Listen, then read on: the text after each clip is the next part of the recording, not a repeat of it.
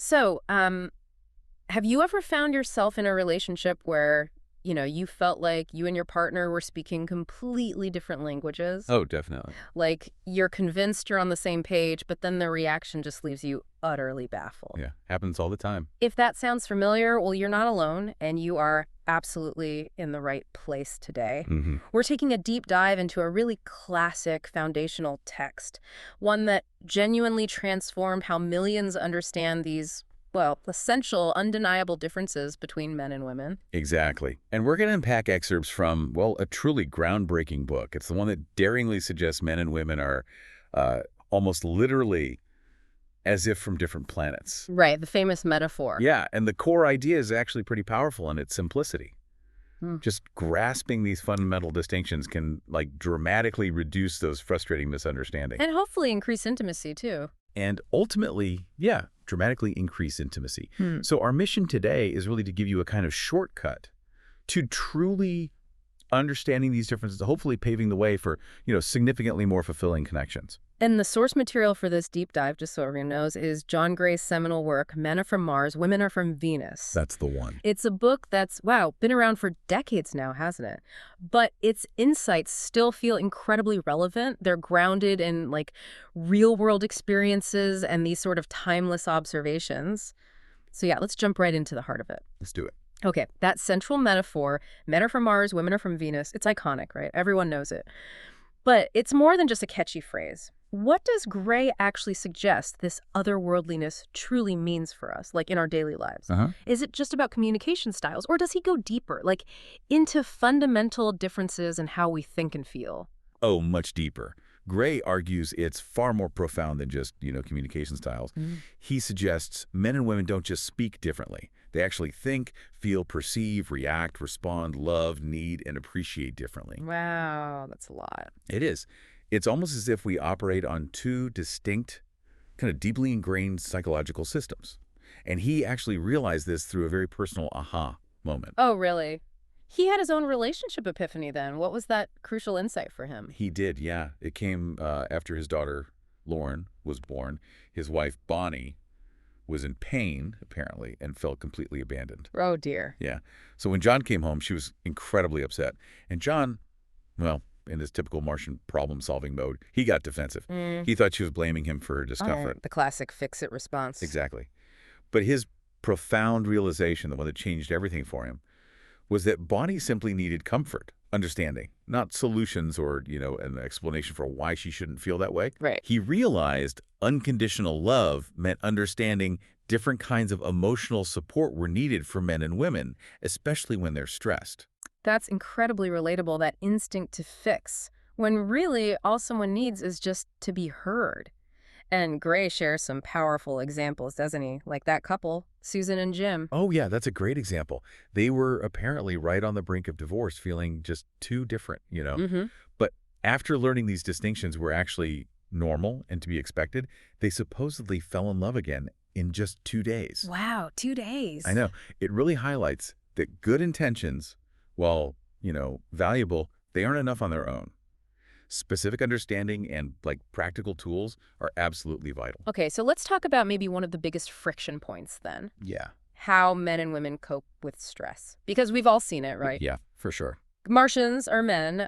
They tend to pull away, right? To retreat into their cave. It's not a physical place, obviously, but a mental one. The mental cave. They go there to silently think, maybe problem solve, or sometimes just, find a distraction like reading the news, playing games, or just kind of quiet preoccupation. They definitely become distant. And this cave behavior, it's really a man's instinctive problem-solving mechanism. Yeah. He pulls away to focus intensely on one issue, or maybe find a challenging distraction to sort of reset. Right. Or has processed his feelings. Exactly, yeah. And he only emerges when he feels closer to a solution or, has processed things. It's his path to feeling better, and it's a time when, actually, unsolicited intrusion can be pretty counterproductive. Okay, so if that's how Martians kind of retreat under stress, it begs the question, what's the Venusian response? Is it like a mirror image or something totally different? Oh, it's often the complete opposite, Yeah. which, of course, leads to even more potential for misunderstanding. Right. Venusians, women, they instinctively feel a need to talk, Yeah. often in, like, great detail about their feelings and their problems. But this isn't necessarily about finding solutions. That's the key difference. It's more a way of seeking relief and just being understood. Hmm. For them, sharing problems, it's a profound sign of love and trust, not a burden. Totally different perspective. And this is precisely where those common misunderstandings just erupt, isn't it? Absolutely. When a man is in his cave, withdrawn, silent, a woman often misinterprets his behavior. She thinks he's uncaring or ignoring her, or maybe it's a sign he doesn't love her anymore. Mm-hmm. Yeah, exactly.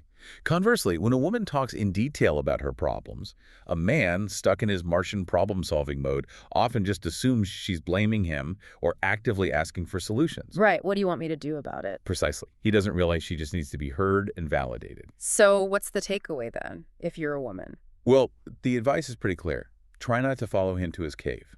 Give him that space and trust that he'll come back. Easier said than done sometimes, but okay. It is. But while he's withdrawn, try to engage in self-care. Connect with friends. Enjoy a hobby. Something for you. Okay. And for men? For men, the crucial insight is to learn to listen. Listen without immediately jumping in with solutions. Understand that her talking is her way of processing and feeling better. And definitely avoid invalidating her feelings with phrases like, oh, it's not such a big deal, or you shouldn't worry so much. Yeah, those rarely help, do they? Not usually, no. This clash in coping styles, it naturally spills over into how we communicate, too. It turns out, even when we think we're using the same words, men and women often attach completely different meanings. Gray points out that women frequently use what he calls poetic license. They use like superlatives, metaphors, generalizations, really to express feeling. Right, the drama of it. Exactly. Like a woman might say, we never go out, or I'm so tired, I can't do anything. It's an expression of intense feeling, not meant as a literal statement of fact. And here's the rub. Men, who typically communicate more with factual information, often take these expressions literally. Dead literally. Yeah. And this leads straight to those frustrating defensive responses. Imagine hearing, we never go out, and immediately firing back, that's not true. We went out last Tuesday. Guilty as charged, maybe. Or to, I'm so tired, I can't do anything. A man might say, that's ridiculous, you're not dying. It just completely misses the emotional message underneath the words. Okay, so let's pull out our imaginary Martian Venusian phrase dictionary for a couple of crucial translations. When a woman says, we never go out, what is she really trying to communicate, according to Gray? She often means something more like, I feel like going out and doing something fun together. Yeah. Would you maybe plan something? The never isn't a factual claim. It's just amplifying her desire for connection or activity. That makes so much sense when you put it like that. Okay. Or when she exclaims, I'm so tired, I can't do anything, she might really be saying, Maybe something like, wow, I really need a rest. Would you just give me a hug and maybe reassure me I'm doing okay? It's an expression of feeling overwhelmed, and she's seeking support and comfort. And it definitely works the other way, too. Like when a man says, I'm okay, when he's clearly upset about something. Yeah, what's that usually mean? He often means, look, I can handle this myself. Please don't worry about me. I just need some space to figure it out. It's just fascinating, isn't it, how a man's silence can be so profoundly misinterpreted. It really is. Because for women, silence often signifies hurt or maybe anger or distrust. So they project this onto men, assuming the absolute worst when he withdraws. Right. But men, when silent, are often just thinking, okay, I don't know what to say yet, but I am thinking about it, and I really don't want to say the wrong thing and make things worse. Okay, different processing times. So how do we navigate this linguistic minefield? Gray offers specific communication strategies, right? He does. For women, he suggests initiating conversation by sharing your own feelings first, maybe without demanding immediate reciprocation from him. Just put it out there. Yeah, and appreciate his listening, even if he doesn't say much back right away. And crucially, when making requests, try using would you or will you, not could you or can you. Why the difference there? Because could you or can you, apparently, can be heard as a demand or even insult to his competence on Mars. Like you're questioning if he's capable. Would you feels more like a request he can choose to fulfill. Oh, okay. Subtle but important distinction. And for men, how do they navigate this sort of poetic landscape? Well, for men, the key is learning to hear the underlying request for support hidden in her poetic language. And again, really try to avoid arguing with her feelings. Just acknowledge the emotion, even if the literal statement seems factually incorrect to you. Acknowledge the feeling, not the facts. Got it. Hmm. Okay, moving beyond just communication, let's talk about the unique dynamics of intimacy. This can be another minefield if you don't have the right map, right? Definitely. Gray uses two really powerful metaphors here, starting with men. He says they're like rubber bands. Yes, the rubber band metaphor. It's actually excellent for understanding men's intimacy cycle. Yeah. A man instinctively pulls away at times, Okay. not because he's lost interest, but to fulfill a really deep-seated need for independence and autonomy. Like he needs to feel his separateness for a bit. Right. And then when he's fully stretched away, he naturally springs back with often renewed desire for intimacy and closeness. It isn't really a conscious choice. It's presented as a natural cycle. Okay. So what happens if a woman chases him when he pulls away? Well, if she chases him, he'll just keep trying to escape, basically. He won't get that chance to feel his own passionate longing to return. The tension is lost. Interesting. Okay, and for women, Gray describes their intimacy and self-esteem fluctuating in what he calls a wave motion. Tell us about that. Exactly. The wave. Hmm. So when a woman feels loved and cherished, her self-esteem rises to a peak. She feels full, abundant, lots of love to give. That sounds great. It is. But then, sometimes, almost suddenly, her mood might change. Her wave crashes down into a temporary period of what Gray calls emotional house cleaning. He calls it her well. Her well. Yeah. This is when she feels her inner emptiness, maybe old, hurts surface, and she needs to talk and feel understood.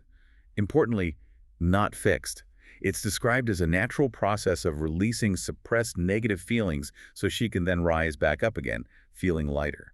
Okay, I can definitely see how these two different cycles, the rubber band and the wave, could easily clash. Oh, absolutely. Like a man sees his partner's mood dip into her well, and his instinct might be to try and fix it, right? Explain why she shouldn't be upset. Which is the opposite of what she needs. She actually needs to hit bottom, feel those feelings to rise again. And conversely, a woman might feel totally abandoned and deeply hurt when her partner pulls away on his rubber band, not understanding it's a natural, temporary cycle for him. Exactly. He likely doesn't mean to hurt her, and she doesn't need to be fixed. So the practical advice for navigating these powerful instinctive cycles. Yeah, what do we do? Okay, for men, when she's in her well, the best thing you can do is listen. Listen with unconditional love and empathy. Don't offer solutions. Don't tell her you shouldn't be upset. Just be present. Understand she might actually feel worse for a bit before she feels better, and that's perfectly okay. It's part of her process.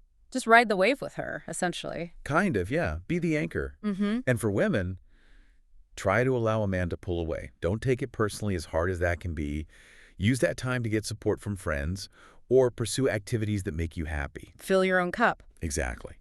And then when he returns, try to be welcoming, not punishing him for his need for space. Okay, that makes sense. This really all boils down to understanding our core emotional needs, doesn't it? Gray really dives into the 6 primary emotional needs for each gender. And when these go unmet, well, that's when conflict truly erupts. Can you break those down for us? Absolutely. So according to Gray, for women, the primary needs are caring, understanding, respect, devotion, validation, and reassurance. Okay, caring, understanding, respect, devotion, validation, reassurance.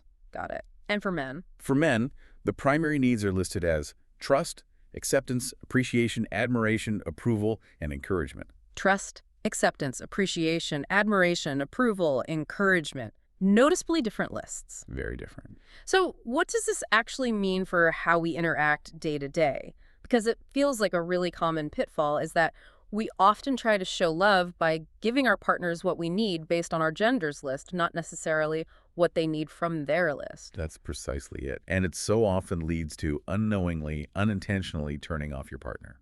How so? Give an example. Okay, well, women, wanting to show care maybe, often try to improve men by offering unsolicited advice or suggestion. Think they're being helpful. Exactly, well-intentioned. Yeah. But this can make men feel untrusted and unaccepted.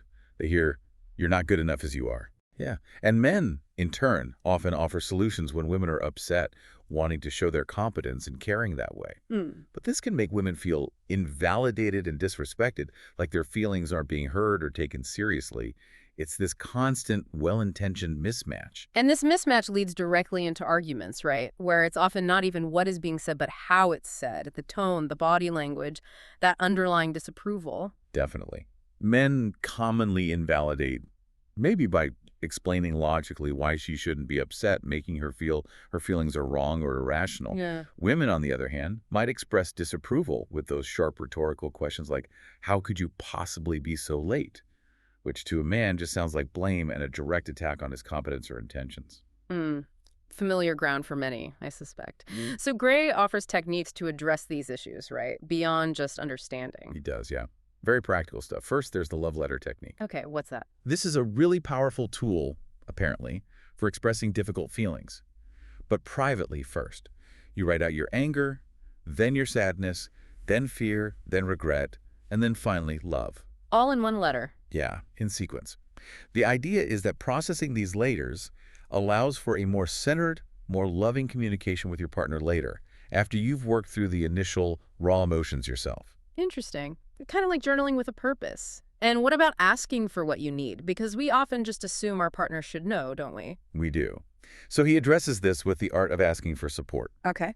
This is crucial because, as we said, women often expect men to offer support without being asked. That's the Venusian way. Yep. But Martians typically wait to be asked. Right. So how does the technique work? It involves 3 steps. First, practice asking correctly for things you're already getting. Use brief, direct, would you or will you requests. Just practice the phrasing. Okay, get comfortable with asking. Exactly. Second, practice asking for more, even if you think you might get a no. And if you do get a no, practice graciously accepting it. This builds trust. It makes it safe for him to refuse sometimes, which paradoxically makes him more likely to say yes in the future because he doesn't feel forced. Makes sense. Create safety. And the third step was assertive asking. That sounds a bit pushy. It sounds it, but it's framed differently. This is where you ask, and if he kind of grumbles or makes excuses, you don't immediately back down. You interpret that grumble as him stretching towards a yes, and you calmly, patiently wait for him to respond positively. Okay. Not aggressive, just persistent belief in his willingness. Something like that, yes. And finally, there's the scorecard difference. This is a big one. The scorecard. Yeah. For women, Gray suggests all acts of love, big or small, tend to carry roughly equal weight on her internal scorecard. A flower doing the dishes, a weekend away, they all add points. Okay. But for men, Gray posits that perceived slights or failures can incur penalty points, which can potentially negate many past good deeds in his mind. So one mistake can wipe out a lot of positives for him. Potentially, yes.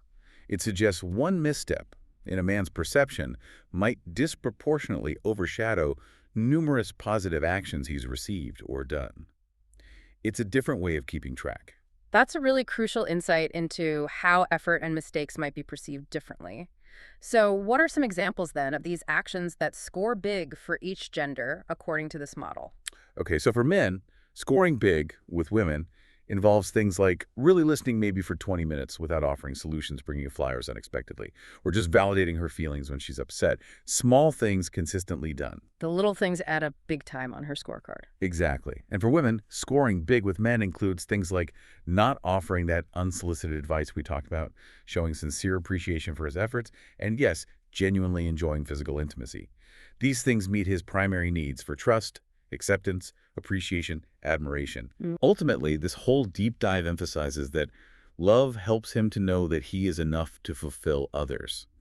The real key for both genders is learning to give love in the way it is actually needed and received by the partner, not just in the way we naturally prefer or assume is best. Wow, what a journey through the Martian and Venusian landscapes today. It really is a different way of looking at things. Yeah, from recognizing that men and women might be fundamentally different in their core operating systems, through understanding their unique ways of coping with stress, communicating, needing intimacy, all the way to those incredibly practical tools for asking for what you need and hopefully avoiding those painful arguments. It really feels like a comprehensive guide to understanding each other better. Indeed. And I think the important takeaway isn't that you need to fundamentally change who you are at your core. Right. Instead, it's more about adapting how you express your love and support, tailoring it to meet your partner's specific, maybe inherent needs. Making your love bilingual almost. Exactly. And that shift, that adaptation, it can transform potential conflict and frustration